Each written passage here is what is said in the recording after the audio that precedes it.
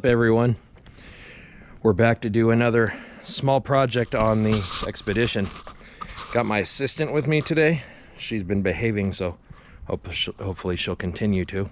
So anyway, today we are going to be replacing the rear shocks on this thing.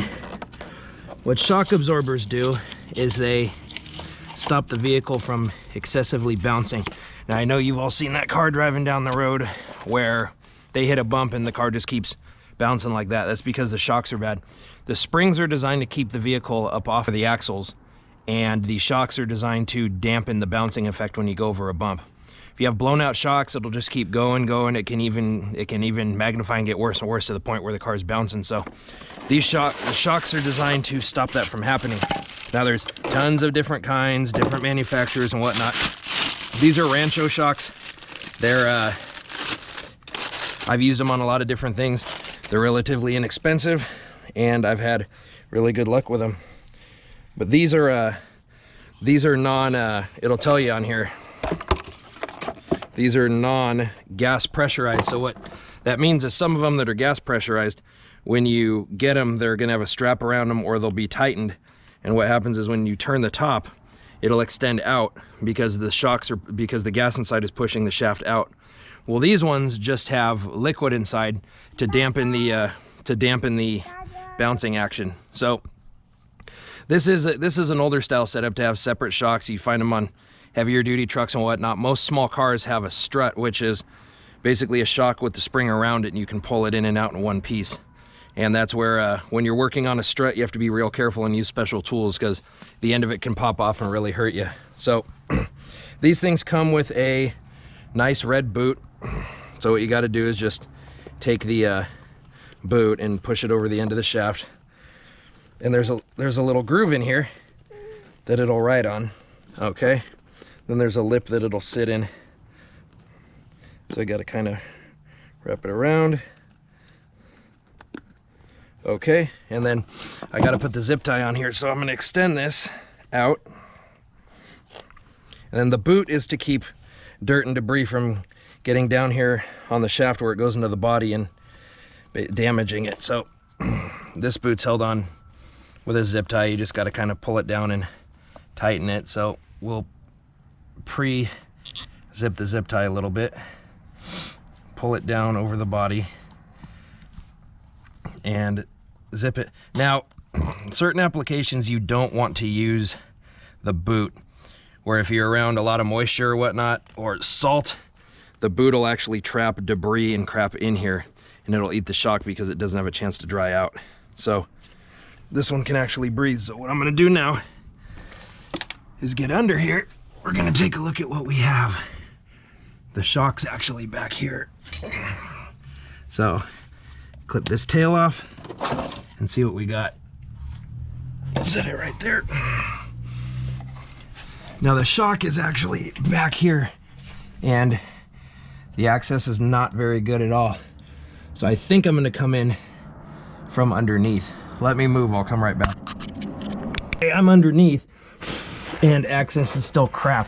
So what I need to do is loosen this upper bolt, which is a lot easier said than done, and take this lower one up. So what I'm probably gonna have to do is get over here on this side of the axle.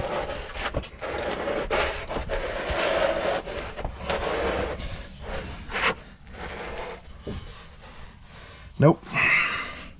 Yeah, this one's gonna be fun because the gas tank's in the way. Well, essentially, I need to get the top one out. Well, I do, so trying to figure out how I'm gonna do it. Probably like that. So I'm gonna have to go get another extension. Because of the difficulty of this one, we're gonna take the top out and install it first, and then we'll come back to do the bottom one later. So yeah, I do not have very much room in here at all.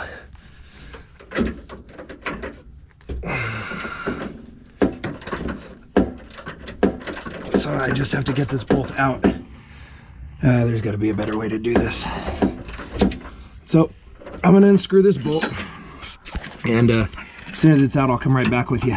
All right, so what I ended up doing is getting this 30-inch long extension and getting it out this way. Now I'm gonna loosen the top one, but I'm gonna take the bottom one out first so there's no pressure on the top, because these ones have springs on them to help assist, and I don't want the spring to shoot it up into something important on the top. So we're gonna do the bottom one first. Now this side's a little more difficult because the gas tank's in the way, but that's interesting. Little rock caught right there. Man, this has been in here for a while.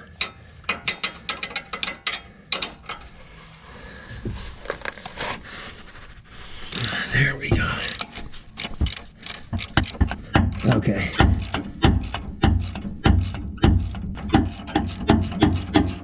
I think I'm gonna go ahead and use my electric ratchet on this one.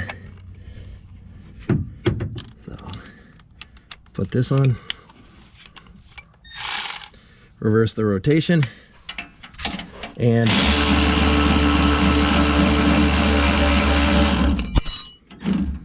okay, now that's out.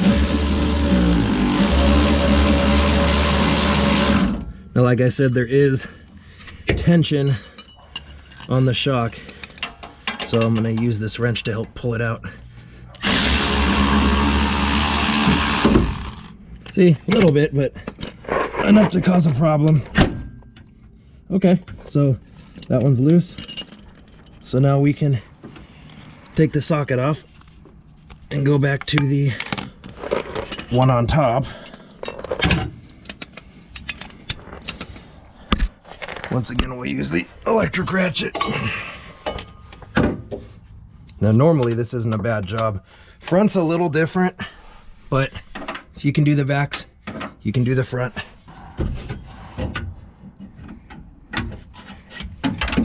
Okay, that one's out. Now, just got to get it lined up. Get this thing out of the way for a second.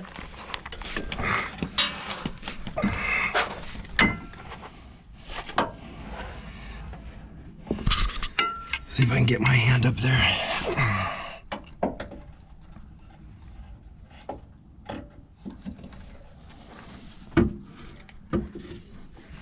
You gotta do some fancy finagling sometimes when you're doing stuff like this.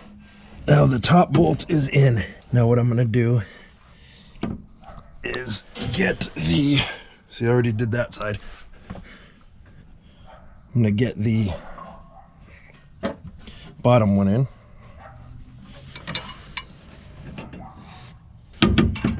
So it'll be like this.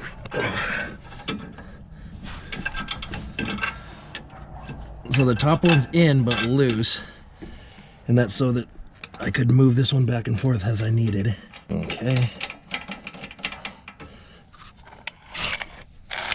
Reverse the rotation on the ratchet. Get up in here and send it home.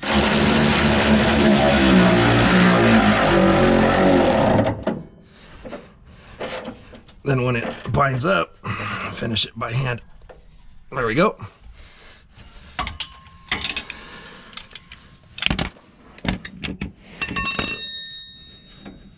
Then I can do the same thing here.